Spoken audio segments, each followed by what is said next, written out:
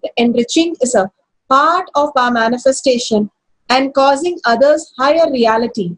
The very purpose of us here to celebrate and contribute makes us more and more living as Paramashiva. So don't miss posting your videos in tinyurl.com/powermanifestation and sharing with the world to make them come to the Kailash Courtyard to experience the ultimate powers. With this, let's thank Bhagavan for power manifestation and powerful cognition. Let's surrender all this great truth to Bhagavan's lotus feet. Again and again, let's remember Bhagavan in a third eye and ask Bhagavan to make this beautifully Rasavidhi as our lifestyle. So with that, let's remember Bhagavan in third eye and end with a Purna mantra. Om Purnamada Purnamidam Purna Purnamudashyate Purnasya Purnamataya Purnameva Vashishyate. Om Shanti Shanti Shanti. Hari Om Tat Sat Sarvam Bhagavate Sri Nithyananda Paramashivam Padakar Om Nithyanandam. Thank you so much, Nithyanandam. See you in this Kailash Courtyard Power Manifestation session. Nithyanandam.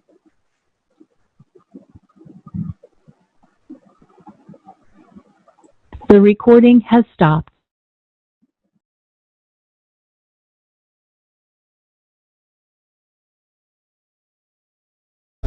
Paramashivoham. Om Nithyananda Paramashivoham. Om Nithyananda Paramashivoham. Om Nithyananda Paramashivoham. Nithyananda Paramashivoham. Om Nithyananda Paramashivoham. Om Nithyananda Paramashivoham. Om Nithyananda Paramashivoham. Om Nithyananda Paramashivoham. Om Nithyananda Paramashivoham. Om Nithyananda Paramashivoham. Om Nithyananda Paramashivoham. Om Nithyananda